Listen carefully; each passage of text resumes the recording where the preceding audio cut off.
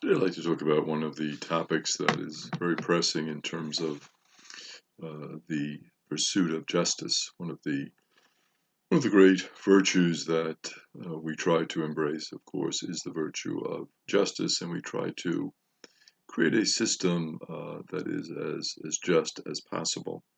One of the areas that is part of that is the idea of reforming our clemency system.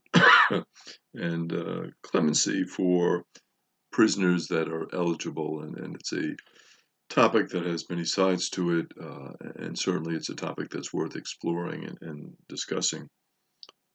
There's a group called the New Hour for Women and Children, and they basically have tried to help incarcerated women. The director of that organization is Serena Liguri, and what they are advocating for is expanding clemency for those prisoners that have been rehabilitated. Now, of course, the difficulty in this equation is when is a prisoner rehabilitated? That's always difficult to discern, hard to determine, uh, and this is where you get into a discussion back and forth. Sometimes you think, well, this prisoner is rehabilitated, then they're let out, and they offend again and commit a crime, and it can be a difficult situation. So determining that is really at the essence of this issue. There are two bills pending in New York State that try to examine this. The Fair and Timely Parole Bill, and basically what that is trying to establish is that if there is a record of good conduct, and unless that particular prisoner presents a current risk and an unreasonable risk, um, and that risk cannot be mitigated by parole supervision, then they should be released. So they're trying to establish some criteria for this. Basically, that they have to have had good conduct throughout their sentence as a prisoner. They've demonstrated cooperation with the authorities, and they've really been a good person in terms of all of their responsibilities in the prison situation. And if they don't seem to present any real risk currently, maybe in the past they did, maybe now they're older, more mature, and they are not at risk. And if there is some degree of risk, can that be mitigated by supervision, some sort of supervisory system?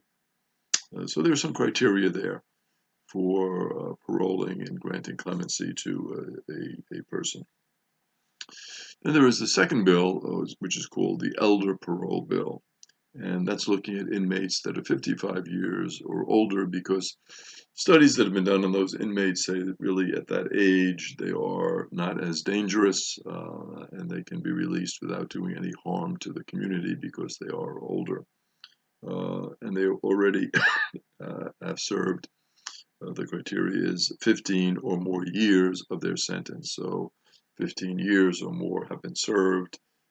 So there is a payback to society, if you would, for the crime they committed, but they're older now. Also factored into this is the cost equation, because as prisoners get older, they become more costly in terms of medical services that have to be given to those particular prisoners. So that's an issue as well. These two bills are presently under review in the state legislature. Now, there is opposition, of course, to them. Laura Ahern, who's the executive director of the Crime Victim Center in Ronkonkoma, is opposed to both of those bills. She wants to also change the system in the sense of lengthening the time when inmates can appear before the parole board. Currently, it is every 2 years. This, Laura feels, is too hard for the families of victims, that they have to confront this every 2 years. Too difficult, very hard for them emotionally. So if it's lengthened, maybe 5 years, 10 years, whatever, a formula can be determined.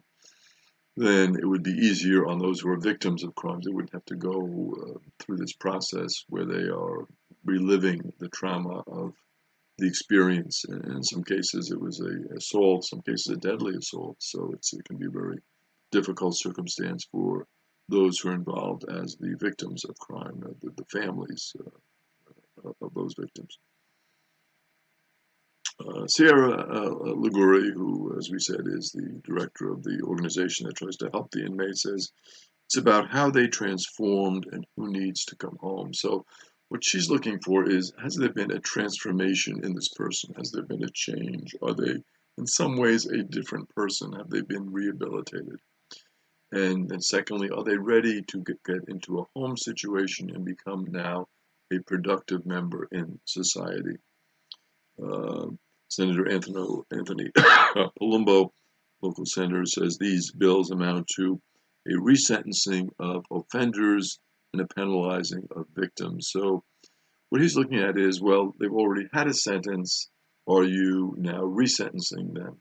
Are you taking the authority away from the judge and the attorneys who were involved in terms of prosecuting the case and setting up the sentencing? Are you now overriding that? Is that a good thing? And certainly that's a consideration. And then also, are you penalizing the victims? Are you making this harder on the victims now that this person is out, released in society? Is this more difficult for the victims? And so you get into two schools of thought. There's the rehabilitation school of thought, and there's the debt to society school of thought. The rehabilitation school of thought is saying, well, the purpose of the prison is to rehabilitate the person. Now they are rehabilitated. They're showing a lot of positive signs. They're really with a good attitude and a good work record in the prison. Um, let's get them now back into society. Second group says, well, they have a debt to society here. They haven't paid the debt. They've only paid part of the debt. They should pay the whole debt, and then we can think about rehabilitation. So definitely two schools of thought that certainly need to be obviously in dialogue with one another on this issue.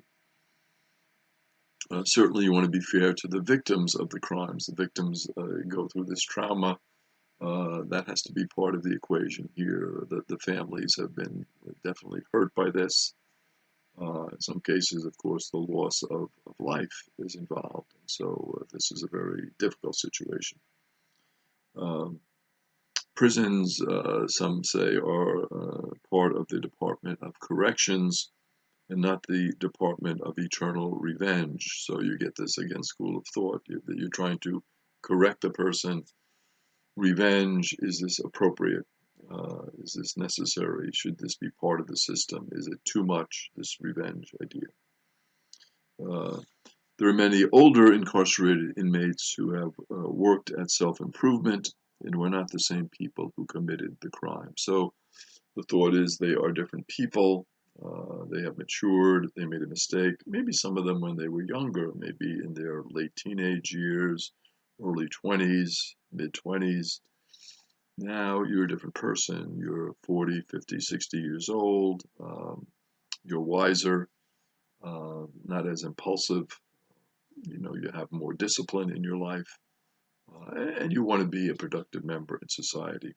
And then, of course, you have the economic argument. Wouldn't it be better for society if these people were contributing positively through jobs, through work, rather than in prison where there is this cost that society is now paying all of this money to, keep them incarcerated. So there is that economic argument as well. So I think it's certainly an issue worth exploring, worth dialoguing about. There are these pieces of legislation, and it's something worth following, getting involved with, and seeing what is the best way forward. And certainly a difficult situation, but certainly one where you want to advocate for what is justice, what is the best way to achieve justice in our society today.